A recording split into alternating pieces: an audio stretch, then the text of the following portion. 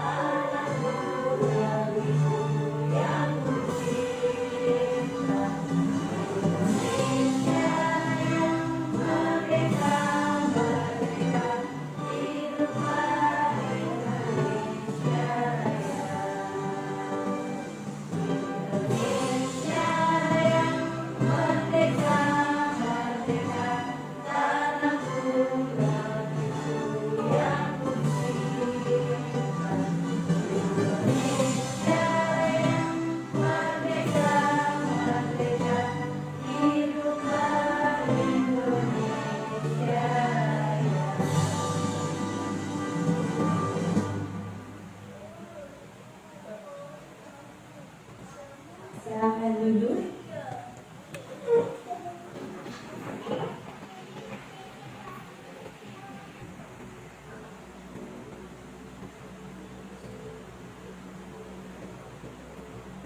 Baik. Diseminasi aksi nyata 1.4 tentang budaya positif yang akan kita kembangkan di sekolah kita bersama.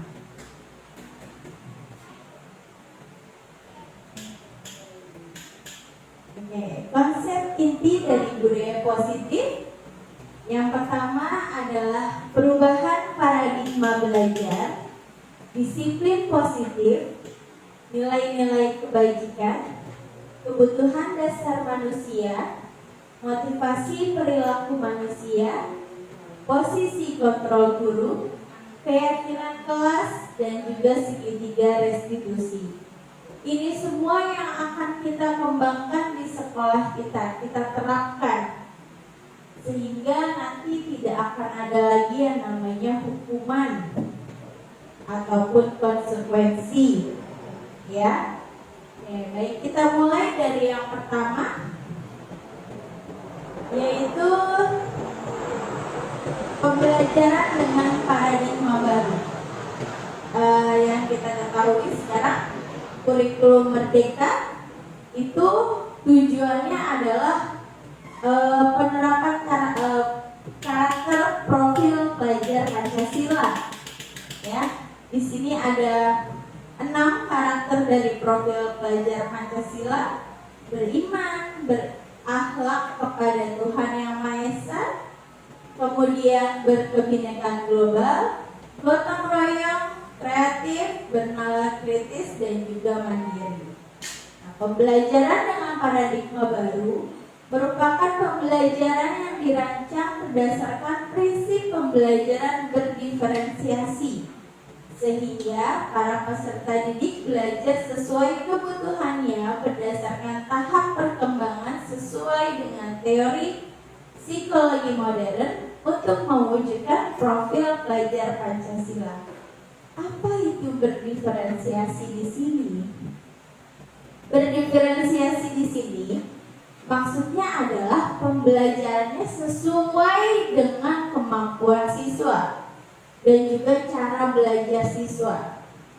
Kalau siswanya belajarnya bisanya menggunakan audio yang hanya dia dengar aja dia bisa menangkap pelajaran. Nah, itu kita bisa melakukan pembelajaran berdiferensiasi ini. Terus ada kemampuan siswa yang cepat menangkap, sedang, dan juga lemah. Nah, itu juga kita bisa sebagai guru membuat soal sesuai dengan kemampuan siswa. Seperti itu. Kemudian, nah ini adalah miskonsepsi tentang teori kontrol. Dari sini ilusi guru mengontrol murid. Kemudian ilusi bahwa semua penguatan positif itu efektif dan juga bermanfaat. Ilusi bahwa kritik dan membuat orang merasa bersalah itu dapat menguatkan karakter. Ilusi itu bahwa orang dewasa memiliki hak untuk memaksa. Saya sendiri sebagai guru di sini masih sering melakukan ini, ya, suka memaksa murid. Ini enggak, kalau nggak ini, ibu akan beri kamu hukuman ini. Ya, kemudian suka membuat murid itu merasa bersalah, yang menurut saya itu bisa menguatkan karakter. Ternyata itu salah. Ya, ini adalah miskonsepsi tentang teori kontrol. Tidak seperti itu teori kontrol sebenarnya. Oke, selanjutnya, nah, bagaimana kita mengubah paradigma stimulus respon ke pendekatan teori kontrol? Di sini stimulus respon itu realitas atau kebutuhan kita sama. Ternyata kebutuhan setiap siswa itu pasti berbeda sesuai dengan kodrat alamnya siswa tersebut ya. Sejak lahir mereka punya keunikan masing-masing, maka realitasnya kebutuhannya itu pasti berbeda. Kemudian semua orang melihat yang sama, melihat hal yang sama. Ternyata bukan seperti itu, tapi setiap orang itu memiliki gambaran yang berbeda tentang suatu hal. Kemudian kita mencoba mengubah agar orang itu berpandangan yang sama dengan kita. Tapi yang seharusnya itu kita berusaha memahami pandangan orang lain tentang dunia, tentang berbagai hal ini. Kita yang memahami, bukan semua orang itu berpikiran kalau itu tuh sama.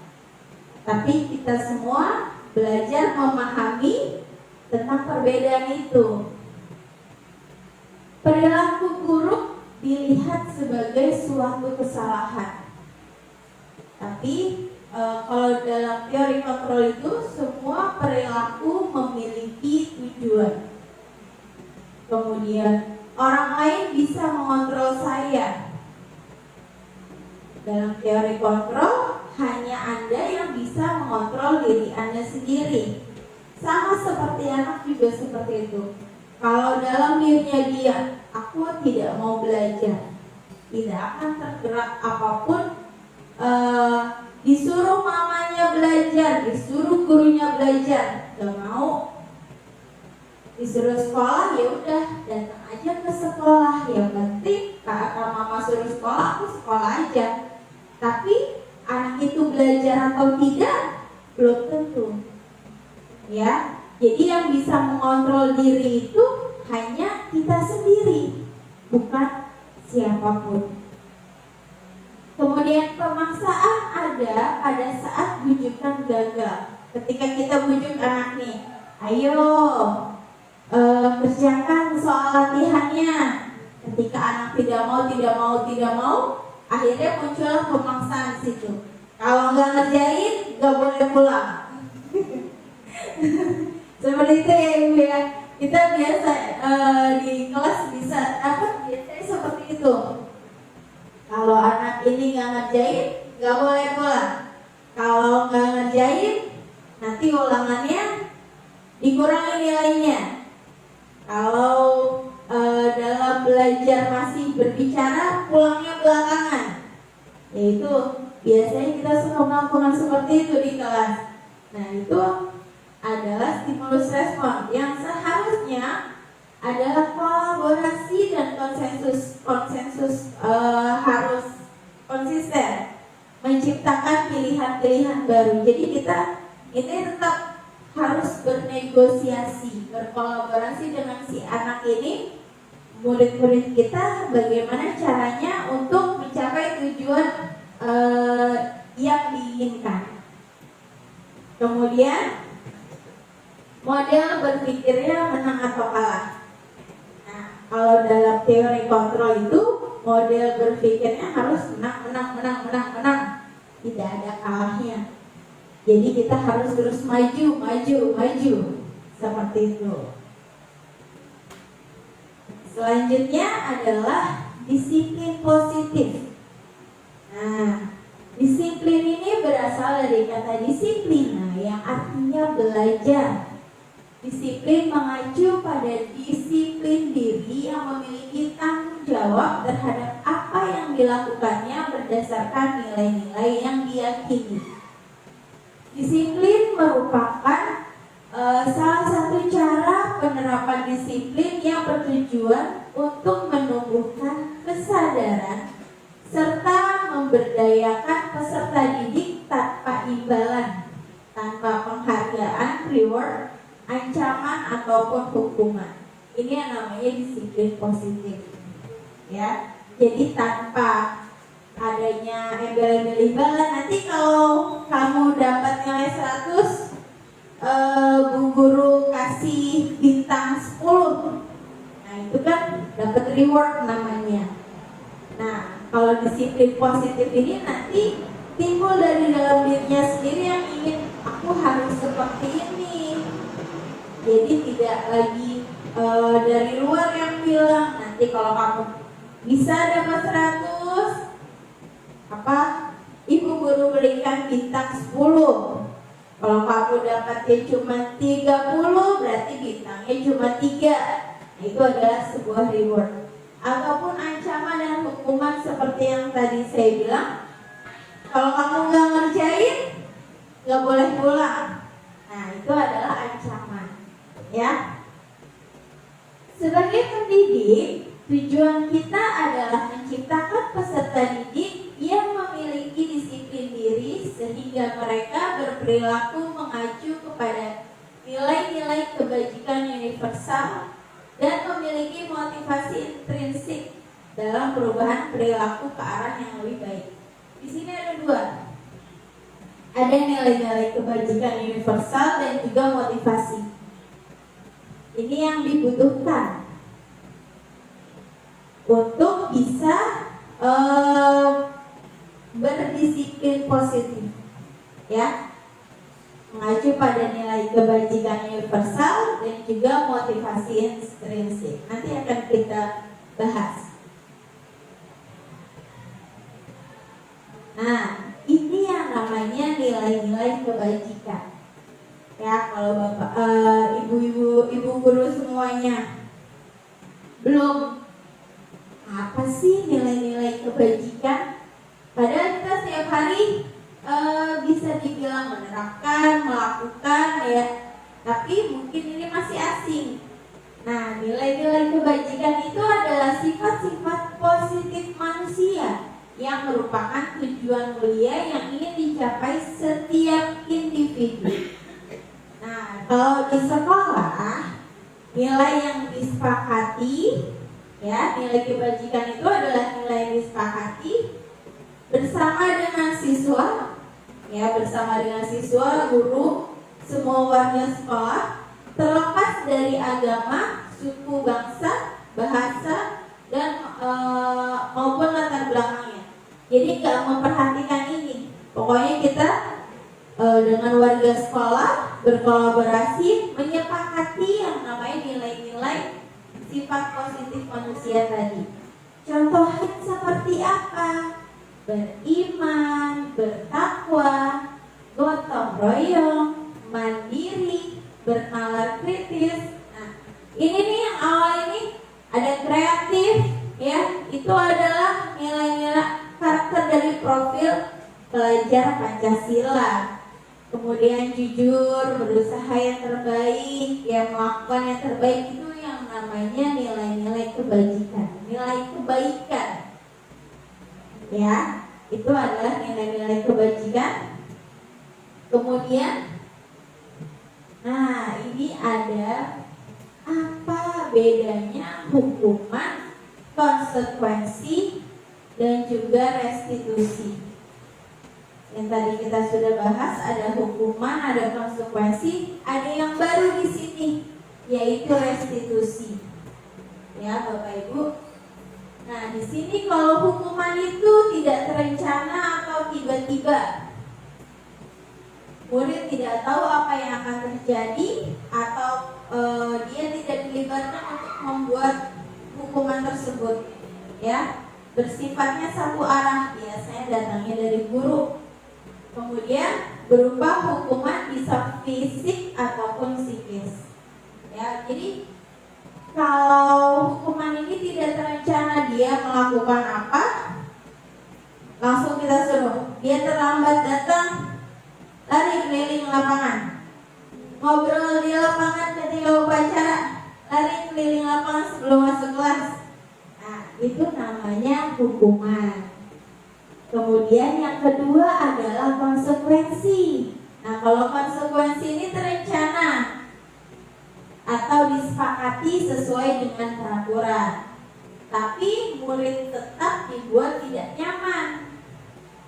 Kemudian sikap guru selalu memonitor murid. Nah, biasanya saya sendiri masih berada di dalam tahap ini, ya, di dalam kelas. Seringnya membuat konsekuensi dengan siswa. Kalau kamu berbuat baik, konsekuensinya dapat apa? Dapat reward, dapat bintang. Kemudian kalau kamu tidak mengerjakan PR, konsekuensinya apa? Menulis.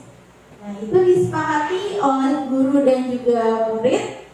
Tetapi muridnya tetap tidak nyaman. Aduh, harus nulis lagi 100 kali ya. Itu muridnya juga tetap tidak nyaman. Itu namanya konsekuensi. Nah, yang ketiga adalah restitusi. Nanti kita akan bahas restitusi lebih jelasnya lagi, ada nanti di belakang. Nah, restitusi ini adalah proses menciptakan kondisi bagi murid untuk memperbaiki kesalahan. Ada prosesnya di sini. Jadi tidak langsung kamu nggak ngerjain PR, langsung nulis. Kamu mukul teman kamu, langsung nulis. Tidak seperti itu. Tapi di restitusi ini ada prosesnya untuk siswa itu memperbaiki kesalahan yang dia buat. Kemudian proses kolaboratif yang mengajarkan murid untuk mencari solusi sendiri. Kalau kamu tadi mukul teman kamu, apa yang harus kamu lakukan? Nah, kalau restitusi seperti itu. Jadi guru dan siswa mencari solusi bersama. Bagaimana untuk memperbaiki kesalahan yang sudah dibuat. Nah, selanjutnya adalah kebutuhan dasar manusia. Kebutuhan dasar manusia adalah segala sesuatu yang kita lakukan untuk mendapatkan apa yang kita inginkan. Seluruh tindakan yang kita lakukan memiliki tujuan tertentu dan semua usaha terbaik yang kita lakukan adalah dalam rangka agar kebutuhan dasar kita ini terpenuhi dengan baik. Jadi sebagai murid di sekolah, siswa itu juga punya kebutuhan dasar. Apa saja? Ini adalah 5 kebutuhan dasar manusia. Yang pertama, kebutuhan untuk bertahan hidup, survival, makan, sandang,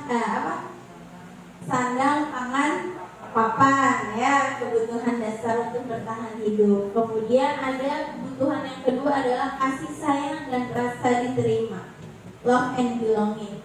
Ya, sebagai siswa juga pastinya butuh rasa kasih sayang. Kemudian ada kesenangan, fun, kebebasan, freedom, dan juga penguasaan atau power. Ya, 5 kebutuhan dasar ini. Jadi semua tindakan murid yang kalau kita bilang nakal, itu pasti dia sedang mencari untuk memenuhi 5 kebutuhan dasarnya ini. Entah kesenangan, entah kebebasan. Aku di kelas mulu, bosen banget ini, pengen banget keluar. Kalian cari-cari alasan, mau ke toilet. Nanti tahu-tahu mampir di kantin. Ya itu, seperti itu kebebasan. Penguasaan, kasih sayang, rasa diterima. Ini biasanya untuk anak-anak yang kurang dalam hal sosial, ini sangat berarti ini belum terpenuhi. Ada rasa diterima dan juga kasih sayangnya mungkin belum terpenuhi, makanya jadinya anak itu menyendiri. Dia merasa tidak diterima. Aku nggak bisa berteman dengan teman-temanku di sini. Nah, itu yang belum terpenuhi, seperti itu. Kalau sandang, pangan, papan, insya Allah orang tua di rumah sudah memenuhi, ya.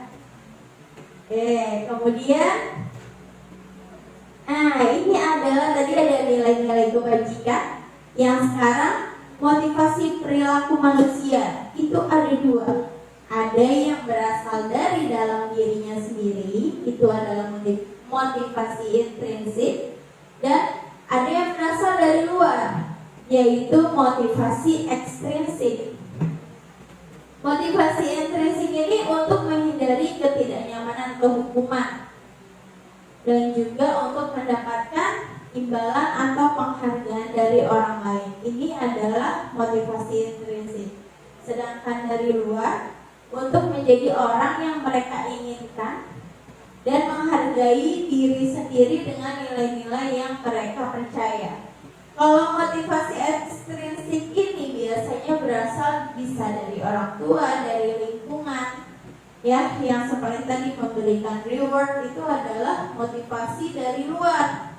Oke, aku harus belajar dengan giat biar nanti nilai ulangan aku bisa bagus, dapat hadiah dari mama, dapat bintang dari ibu guru, ya. Tapi kalau motivasi intrinsik ini dari dalam dirinya sendiri.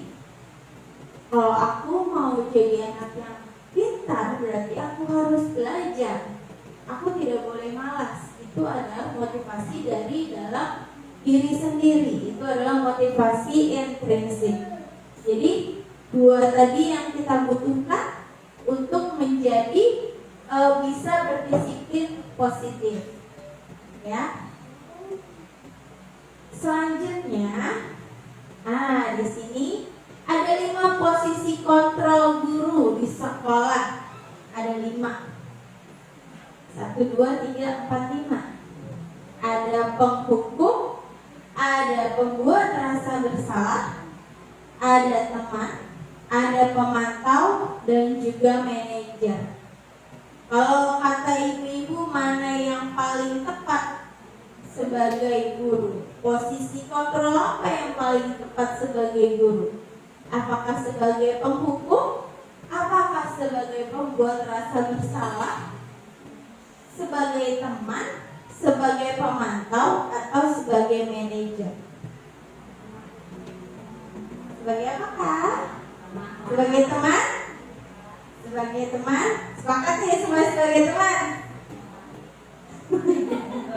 Kita lihat nanti mana yang paling baik sebagai guru. Sebaiknya kita posisi diri kita tuh sebagai apa? Apakah ia sebagai teman biar murid kita dekat dengan kita, ataukah sebagai penghukum, pembuat rasa bersalah, pemantau, ataupun manajer? Kita lihat satu persatu. Nah, di sini ada salah satu contoh kasus. Kasusnya ini adalah siswa tidak memakai atribut lengkap pada saat upacara. Sering ya, siswa kita masih ada juga yang tidak lengkap saat upacara atributnya. Nah, kalau posisi kita sebagai penghukum, yaitu kita biasanya menggunakan hukuman fisik maupun verbal. Ya tadi ya, fisik atau psikis kita bisa mengenai. Itu kata-kata yang kita ucapkan untuk ke anak itu bisa seperti ini. Hormat pada bendera selama 1 jam. Ya, ini kalau dulu beneran terjadi ketika saya SMA. Ada yang seperti ini nih, ya, hormat bendera. Nah, ini adalah posisi guru sebagai penghukum, menggunakan hukuman fisik ataupun verbal, ya. Yang kedua, posisi yang kedua tadi pembuat rasa bersalah. Nah, kalau pembuat rasa bersalah ini dia membuat orang lain merasa tidak nyaman, bersalah atau rendah diri. Kata-katanya, berapa kali ibu bapak harus memberitahu kamu selalu saja mengecewakan ibu bapak. Jadi dengan kata-kata ada mengecewakan ibu bapaknya ini, si murid ini akan, ya aku salah lagi deh. Ya, jadi ini posisi yang kedua, posisi kontrol kita sebagai guru, membuat rasa bersalah, bikin nih murid jadi punya rasa bersalah sama kita. Iya ya, kemarin bu guru udah nginget kalau kita harus pakai atribut yang lengkap, tapi hari ini kita nggak bawa topi.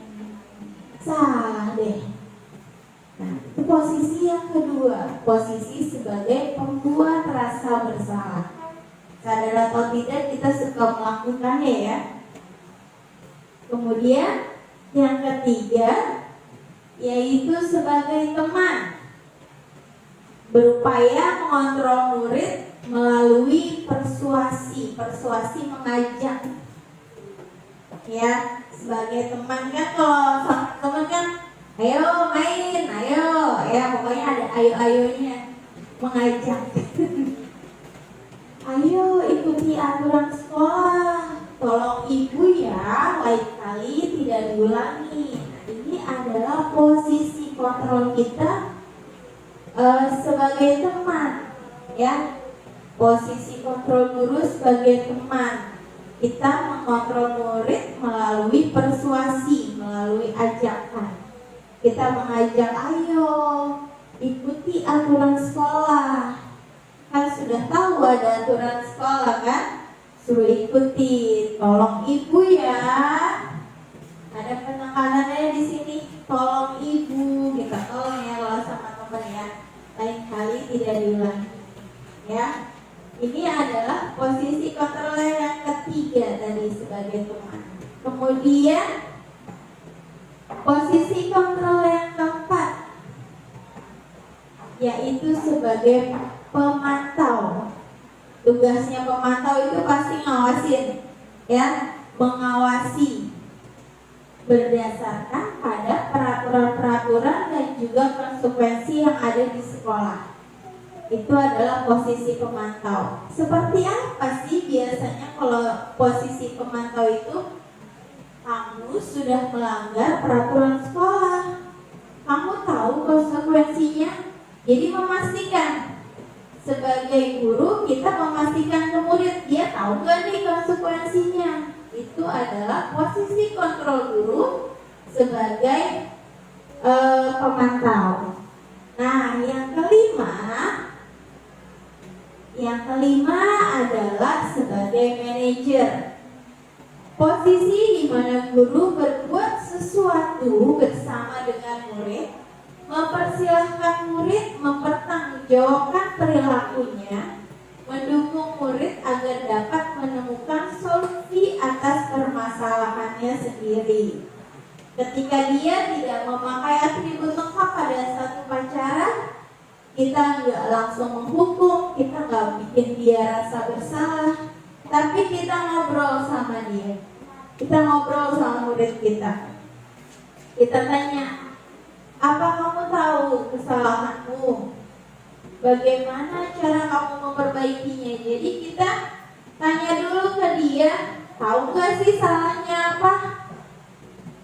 Kalau yang tadi penghukum dan sebagainya 1-4 tadi, kita langsung, kamu seperti ini, tidak bertanya dulu ke muridnya.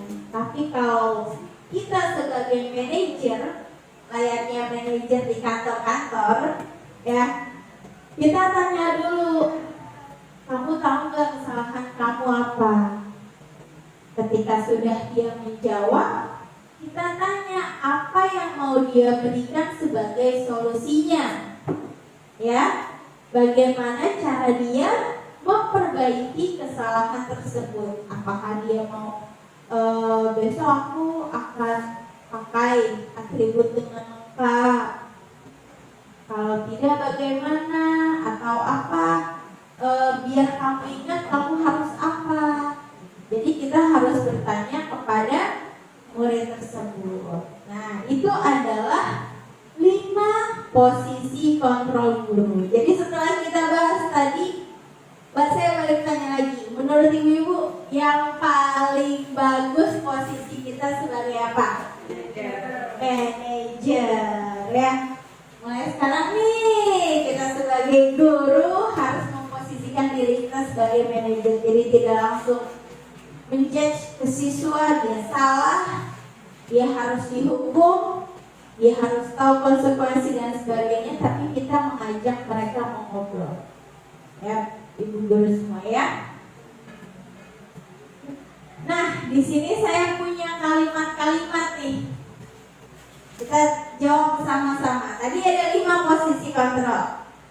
Yang pertama, penghukum. Yang kedua, pembuat rasa bersalah. Yang ketiga, sebagai teman. Yang keempat, pemantau. Yang kelima, manajer. Sekarang ada kalimat, saya kecewa sekali dengan kamu. Balik dengan kamu. Kira-kira dia posisinya apa? Pembuat rasa bersalah. Apakah benar?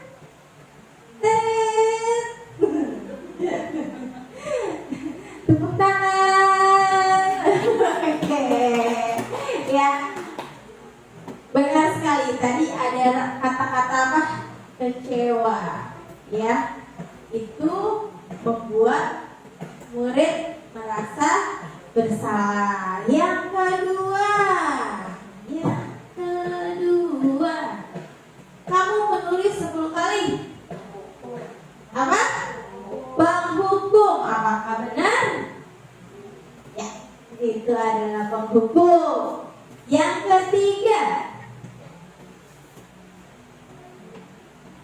ayolah, tolong lakukan demi ibu ya. Sebagai teman. Apakah iya? Betul sekali. Yang terakhir,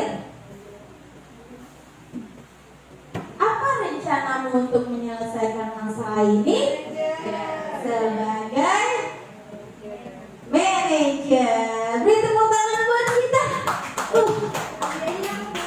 Hari itu kita hadiah kan, disiplin positif gak pakai hadiah.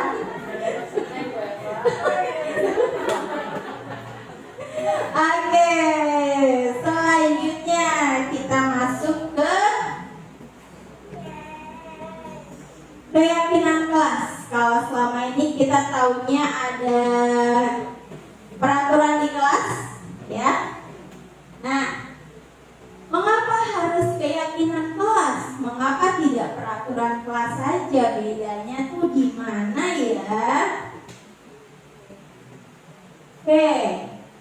Menekankan keyakinan kelas ini menekankan pada keyakinan seseorang agar lebih memotivasi seseorang dari dalam, ya, jadi dari dalam dirinya.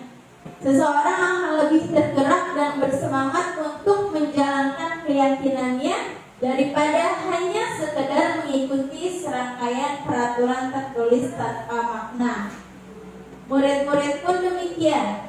Mereka perlu mendengarkan dan memahami arti sesungguhnya tentang peraturan-peraturan yang diberikan. Apakah nilai-nilai kebajikan di balik peraturan tersebut? Apa tujuan utamanya? Dan menjadi tidak tertarik atau takut sehingga hanya sekedar mengikuti serangkaian peraturan-peraturan yang mereka temui tanpa memahami tujuan mulianya. Jadi kalau hanya ada peraturan di kelas, tidak boleh ini, tidak boleh itu, ya, itu murid-murid nggak tahu, nggak sadar di dalam diri, tapi terpaksa karena itu udah peraturan di kelas, jadi mau tidak mau harus dilakukan.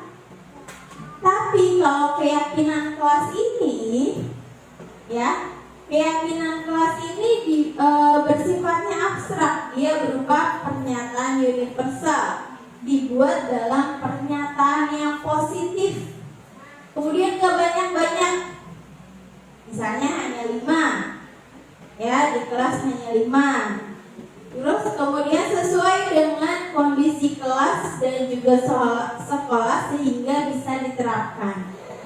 Nah, semua warga kelas ini dilibatkan saat membuat keyakinan kelas, ya. Seperti apa contohnya? Nah, untuk di kelas rendah, di kelas 1, 2, 3 bisa seperti ini, ya. Hanya ada 5 dan kata-katanya masih yang sederhana. Setiap anggota kelas perlu belajar. Setiap anggota kelas perlu senang. Setiap anggota kelas perlu melakukan tugas, melaksanakan tugas. Setiap anggota kelas perlu saling menghargai. Setiap anggota kelas perlu merasa aman.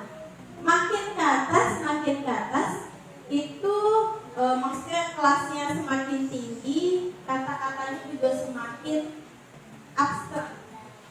Ya hanya sedikit-sedikit gitu. Seperti ini. Untuk di kelas tinggi, selalu bersikap positif, senantiasa menjadi diri terbaik, percaya dan menghormati orang lain serta barang miliknya, berkomitmen terhadap setiap tugas, senantiasa membantu. Nah, untuk misalnya SMP, SMA itu bisa dengan nilai-nilai kebajikan yang tadi kita punya, bisa gotong royong, hanya seperti itu yang kita sepakati di kelas. Jadi keyakinan kelas yang bisa kita sepakati di kelas itu adalah keyakinan kelas. Ya, jadi sekarang itu modelnya sudah bukan lagi peraturan kelas, tapi keyakinan kelas yang kita harus sepakati bersama dengan siswa di kelas. Jadi bikinnya bareng-bareng. Jadi anak tahu, oh iya, di kelas aku harus tertib, di kelas aku harus disiplin, di kelas tidak boleh makan, di kelas harus belajar, ya seperti itu. Nah, ini adalah bahasan yang terakhir nih, yaitu segitiga restitusi.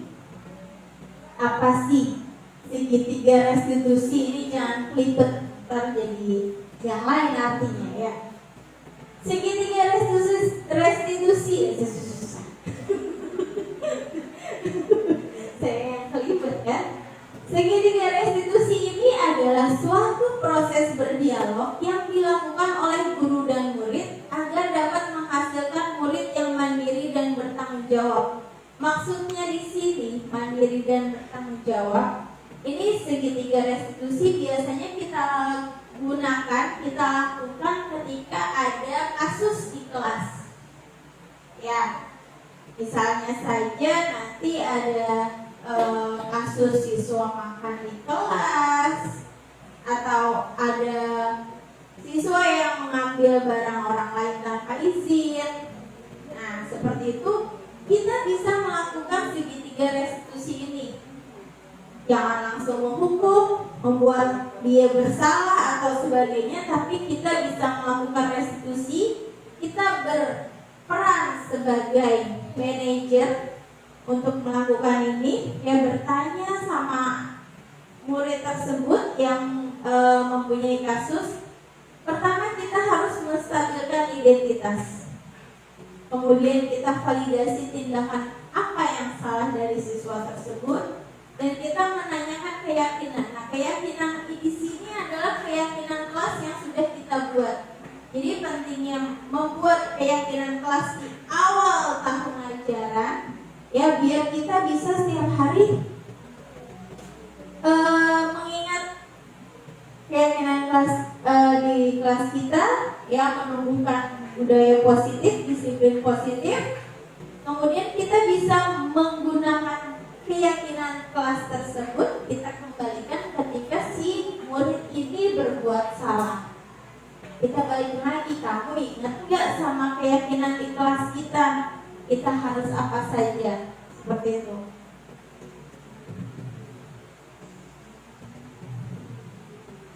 Oke, dalam teori kontrolnya, ketika menstabilkan identitas, kita semua akan melakukan hal terbaik yang bisa kita lakukan. Jadi ketika siswa tersebut salah, ya kita menstabilkan identitas dengan misalnya seperti ini. Kita semua akan melakukan hal terbaik yang bisa kita lakukan. Atau kita juga bisa bilang sama murid kita, benar, semua manusia pasti pernah berbuat salah. Bahkan guru juga suka berbuat salah. itu adalah kata-kata di mana kita bisa menstabilkan identitas. Jadi si siswa tuh tidak merasa tertekan di situ. Ya. Kemudian yang kedua adalah validasi tindakan yang salah. Semua perilaku itu memiliki alasan. Ketika dia berbuat salah itu, misalnya dia makan di kelas, kenapa sih kamu makan di kelas? Benar gak sih tindakan itu? Jadi si murid itu tadi aku makan di kelas, ya itu salah. Kenapa? Kenapa kamu sampai makan di kelas? Mungkin tadi aku belum sarapan di rumah, jadi aku lapar, aku makan. Atau tadi aku tidak sempat ke kantin ketika jam istirahat karena harus menyelesaikan tugas. Jadi ketika sudah masuk baru aku makan. Seperti itu. Jadi setiap tindakan yang mereka lakukan itu pasti ada alasannya. Sampai di kasus yang tadi misalnya tidak memakai atribut. Kenapa dia bisa sampai tidak memakai atribut yang lengkap? Apakah hilang atau karena terburu-buru jadi tidak terbawa? Ya, pasti ada alasan di sana. Yang ketiga, menanyakan keyakinan. Kita kembali lagi ke keyakinan kelas. Kita semua memiliki motivasi internal. Ini yang dibangun dalam diri kita ketika kita sudah memiliki keyakinan kelas. Oke, di kelas aku kan harus memakai atribut yang lengkap setiap hari. Ternyata dia melupakan berarti. Nah, di situ kita kembali ke keyakinan kelasnya. Ini adalah 3 langkah dalam penerapan teori segitiga restitusi, ya, yang bisa kita lakukan dalam menyelesaikan masalah kita. Jadi di sini bisa berdisiplin positif dengan menggunakan segitiga restitusi, ya, motivasi internalnya dalam menumbuhkan keyakinan kelasnya, seperti itu. Oke, di sini Bu Rizka punya saya punya contoh melakukan segitiga restitusi. Di sini ada siswa yang meminjam barang tanpa izin.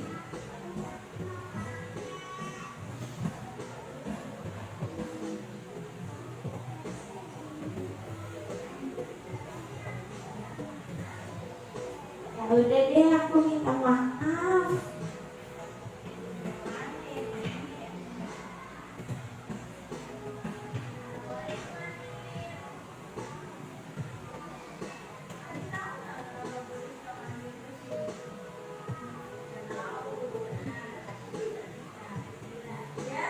Tulis lagi ya, ini itu terakhirnya Hera ya. Oke, di sini yang pertama menstabilkan identitas. Karena kita sebagai manusia memang suka berbuat salah ya. Ini tidak ada manusianya.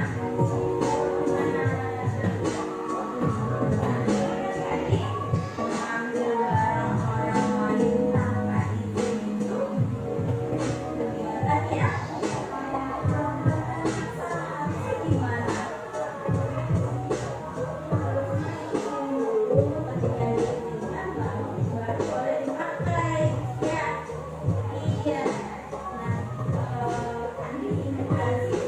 Ya, kita memvalidasi tindakan dia salah atau benar. Kita kembali lagi ke keyakinan kelas. Ada terus ada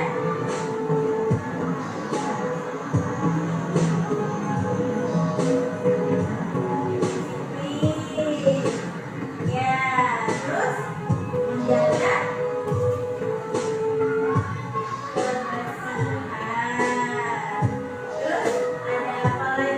tidak makan ketika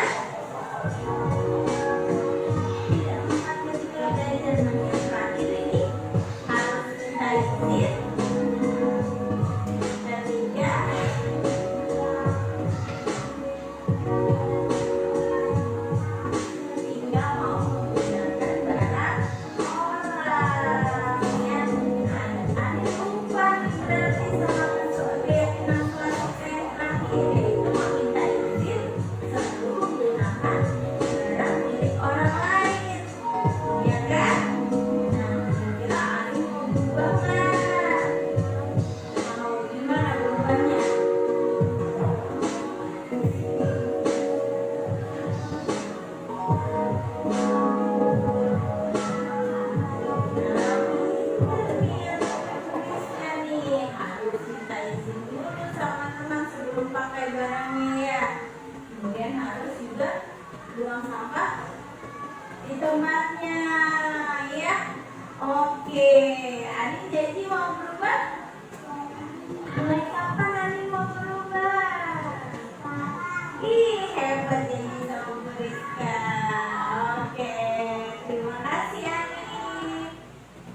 Oke, ini adalah contoh penerapan segitiga restitusi yang pernah saya lakukan di kelas ya. Jadi itu tadi kasusnya adalah dia memakai krayon dari temannya tanpa bilang-bilang.